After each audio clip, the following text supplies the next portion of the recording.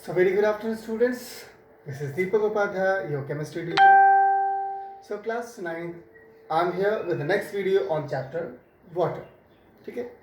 In the previous video, we have already discussed about some properties of water, some physical properties of water, like nature of water, their appearance, color, manner, order, taste, and the melting and boiling point of water. We have discussed this thing.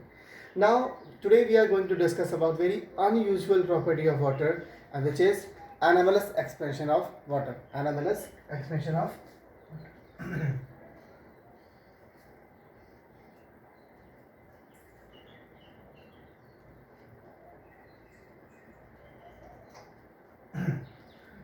Okay, when any liquid cooled, it start contracting as well as water also. ठीक है, जब भी कोई liquid को क्या किया जाता है, कूल किया जाता है, तो उसके बीच में उसकी जो उसका जो वॉल्यूम होता है वो कॉन्ट्रैक्ट करना स्टार्ट हो जाता है.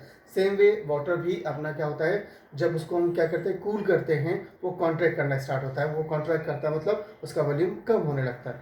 ठीक है ना. लेकिन वाटर के साथ स्पेशलिटी क्या है, till 4 degree centigrade, till 4 degree centigrade, मतलब from normal temperature to till 4 degree centigrade. अगर हम वाटर को कूल करते चले जाएं तो टिल 4 डिग्री सेंटीग्रेड उसके वॉल्यूम में क्या होता है, कॉन्ट्रैक्शन. It contract. ठीक है, it will contract. But from 4 degree centigrade to 0 degree centigrade, मतलब जहाँ तक वो फ्रीज करना स्टार्ट करे, वहाँ पे क्या होगा, उसके वॉल्यूम में एक्सपेंशन स्टार्ट होता है. This is known as the anomalous expansion of water, है ना. दैट मीन्स कि द डेंसिटी, अगर हम डेंसिटी और टेम्परेचर ग्राफ की बात करें, if will talk about the density graph and the temperature graph, तो from normal temperature, suppose this is normal temperature, क्योंकि हायर टेम्परेचर इधर होगा ना. फ्रॉम नॉर्मल टेम्परेचर जब हम कूल करना स्टार्ट करते हैं तो डेंसिटी आपकी क्या होती है, बढ़ती चली जाती है ना, बढ़ती चली जाती है. और जैसे जैसे आप कहाँ पहुँचते हो, 4 डिग्री सेंटीग्रेड पे, तो वहाँ से डेंसिटी आपकी क्या होने लगती है, उसकी कम होने लगती है. ठीक, एक्सपेंशन होता है तो डेंसिटी क्या हो जाती है, कम होने लगती है. तो 4 degree centigrade is the temperature at which the density of the water is always higher. सबसे हायर डेंसिटी जो है कहाँ पे होती है, एट 4 डिग्री सेंटीग्रेड. क्लियर है. Here water was at the normal temperature, तो द डेंसिटी स्टार्टेड इंक्रीजिंग. जब हम उसको कूल करना स्टार्ट कर रहे हैं, टेम्परेचर कम करते चले जा रहे हैं, टेम्परेचर कम हो रहा है ना, तो डेंसिटी क्या हो रही है, बढ़ रही है. लेकिन एट 4 डिग्री सेंटीग्रेड हायर जब से सबसे है ना, उसके बाद क्या होगा, 0 तक पहुंचने में उसकी डेंसिटी क्या हो रही है, गिरती चली जा रही है. तो 4 degree centigrade is the temperature at which the density of the water is higher. ठीक है. Due to this property only aquatic life in the area of where Arctic plain जैसे हैं, जहाँ पे बहुत ज़्यादा ठंड वाले इलाके हैं, है ना. The properties of anomalous expansion of water enables marine life to exist in the colder region to the world, because even when the water freezes at the surface, it remains in a liquid below the surface of ice. Ice का जो surface है top पे जो होता है, उसके नीचे जो होगा उसकी डेंसिटी ऑफ वाटर ज़्यादा होती है. आइस से डेंसिटी ज़्यादा होती है वाटर की. तो नीचे जो है क्या, एट 4 डिग्री सेंटीग्रेड टेम्परेचर होगा अप्रॉक्सीमेट, ऊपर 0. और due to the bad conductor of heat, ice जो है बैड कंडक्टर ऑफ हीट है, तो हीट क्या हो रही है, वो नहीं निकल पा रही है, हीट का जो है चेंज नहीं हो पा रहा है. तो दैट्स वाई द जो टॉप सरफेस है वो 0 डिग्री सेंटीग्रेड है, उसके नीचे का टेम्परेचर ज़्यादा है, डेंसिटी ज़्यादा होने की वजह से. इसीलिए वहाँ पे एक्वेटिक लाइफ क्या कर सकें, पॉसिबल है. ठीक. चलिए next will talk about latent heat of fusion. latent heat basically अगर हम इसको हिंदी में समझें तो latent heat होती है छुपी हुई energy. latent heat of fusion, latent heat of fusion, छुपी हुई energy. the latent heat of fusion is the amount of heat energy required to change solid from solid to liquid. मतलब कोई भी substance जब ट्रांसफॉर्मेशन ऑफ सब्सटेंसेस होता है, you must have seen the temperature is playing a important role in it. ठीक है, temperature का बहुत इंपॉर्टेंट रोल है उसमें। तो सपोज दैट कि अगर इसको मुझे कन्वर्ट करना है इन लिक्विड, तो I will try to heat it. मैं इसको गर्म करूँगा, हीट करूँगा, तो ये सॉलिड क्या होगा, वो कन्वर्ट करने की कोशिश करेगा, या तो कन्वर्ट होगा in the form of liquid. That means the heat energy required to convert the solid from solid to liquid.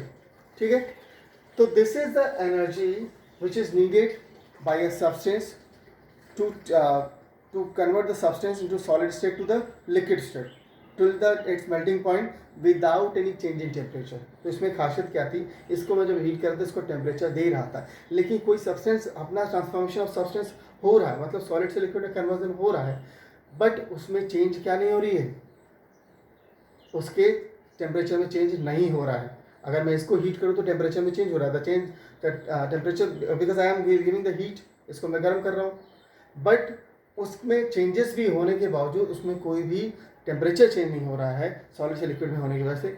This of type of energy is known as the latent heat. ठीक है, छुपी हुई energy. Like अगर आप ice ले लेते हो, ice को देखते हो कि ice started melting into the water, है ना, तो वो आइस से वाटर में कन्वर्ट होने के हमने उसको हीट एनर्जी तो दी नहीं, तो वो हीट एनर्जी कहाँ से आई जिसकी वजह से उसमें कन्वर्जन हुआ, वो उस आइस के अंदर ही थी। That specific value of the ice जो थी, that is the heat energy which started converting into the solid to liquid, या फिर water ice to water. It is approximate specific value of heat is approximate 336 joule per gram. मतलब 1 gram of water, 1 gram of ice को अगर हमें convert करना है into what, in water, तो 336 joule energy is needed, this one. ठीक है, यही वो हीट एनर्जी है जो उसको क्या करती है, amount of heat, this is the amount of heat which is release when 1 gram of water converting 1 gram of ice converted into water, then this much of energy is released। ठीक, तो जैसे आपने हीट फ्यूजन के साथ में देखा, यही चीज़ आप वेपराइजेशन के साथ देखो, थोड़ा सा समझिएगा। वेपराइजेशन समझिएगा, वेपराइजेशन के कॉन्सेप्ट में क्या समझना है, the amount of heat energy required to change the liquid into gaseous state. Same way अगर आपका वो क्या था, सॉलिड से लिक्विड में कन्वर्ट होता है, यहाँ पे वेपर में कन्वर्ट हो रहा है ना, तो आपने यहाँ पे रिलीज देखा है ना, वहाँ पे एब्जॉर्ब ऑफ एनर्जी होती है। यहाँ पे रिलीज ऑफ आइस में आपने क्या कहा कि 1 gram of ice, 1 gram of ice जो है, it is converted into the water, then this much of energy is released, है ना। That same way when 1 gram of water is converted into vapor, then how much of the specific value is there, 2268 joule per gram. अगर इसको देखें calorie में, तो ये 80 calorie होता है। ठीक है, 80 calorie, and it is about 440 calorie per gram, calorie per gram. This is the amount of the heat which is needed, ठीक है, for the conversion of 1 gram of water into vapor, है ना। It is for the same reason that the body sweats during the hot weather, and evaporation of sweat takes place from the heat from the body, thus giving a cooling effect of the body। इसीलिए हमको जो है गर्मियों में जब पसीना होता है, पसीना जो होता है हमारी बॉडी से क्या करता है, हीट एनर्जी को एब्जॉर्ब कर लेता है। It absorb this much of approximate energy, और वो वेपर में कन्वर्ट होकर क्या हो जाता है, हमें हीट एनर्जी से वहाँ से हीट इतनी एनर्जी वो क्या कर ले रहा है, रिलीज करा दे रहा है। That's why we feel cooling just because of the sweat. ठीक है, चलिए now will talk about specific heat capacity. Specific heat capacity, specific heat capacity.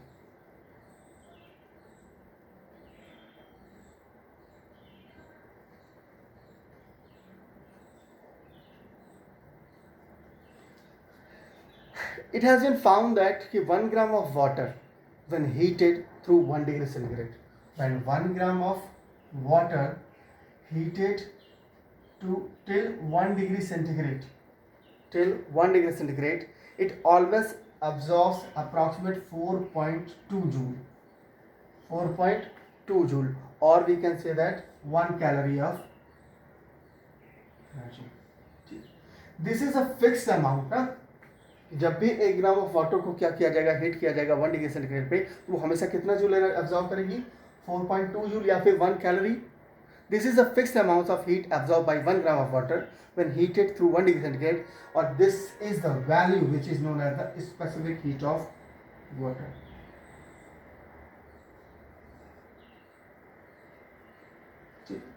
When any liquid started heated, जब हम उसको हीट करना स्टार्ट कर दे रहे हैं, 1 gram of that liquid heated to till the 1 degree centigrade, तो जितनी अमाउंट ऑफ एनर्जी उसमें क्या होती है, एब्जॉर्ब होती है, that fixed amount is known as the specific heat of the substance, वो जो भी इसको हमने हीट किया। सेम वे वाटर की कितनी होती है, 4.2 जूल, और we can say that 1 calorie. ठीक है, चलिए। Now water is a universal solve, आपने सुना होगा सॉल्वेंट। यूनिवर्सल सॉल्वेंट मतलब क्या होता है, it almost dissolves all substances, लगभग सारे को डिजॉल्व करना स्टार्ट कर सकता है, सबको डिजॉल्व कर सकता है लगभग। Water as a universal solvent. ठीक है, water is a remarkable solvent, it dissolves many substances forming aqueous solutions, not only solids but also gases and other liquid dissolved in water.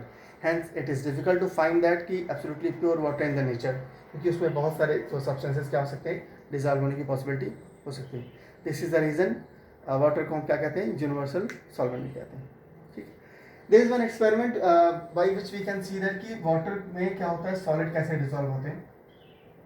ठीक है, there is one experiment let me tell you. ये suppose that कि आपने क्या किया, एक beaker लिया, उसके अंदर वाटर रख लिया, है ना, and there is one disc you have taken, है ना, glass disc you have taken, and वहाँ पे आपने क्या किया, टैप वाटर रख लिया उसमें। ठीक, उस डिस्क पे आपने क्या किया, एक जो है कुछ ड्रॉप्स जो है टैप वाटर रख लिया, and you have started heating by the burner.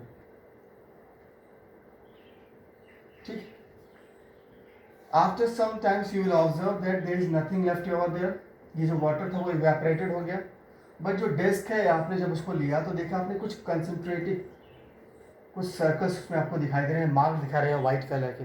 ठीक है, कंसंट्रेट मतलब होता है एक ही सेंटर के सर्कल के चारों तरफ। ठीक है, जैसे ये वाटर ड्रॉपलेट जो थी वो अब्जॉर्ब हो गई बाय द एटमॉस्फेयर, या फिर जो कह सकते हो वेपराइज हो गई, तो यहाँ पे जो भी इसके अंदर सॉलिड पार्टिकल्स जो भी थे वो क्या करके वो यहाँ पे इसमें सर्कल्स के फॉर्म में आपको वाइट सर्कल्स में दिखाई दे रहे हैं। ये जनरली क्या है, मतलब on looking at the watch glass against the light, a number of concentric rings of the solid matters are seen, these are the dissolved solid left behind after evaporation of water.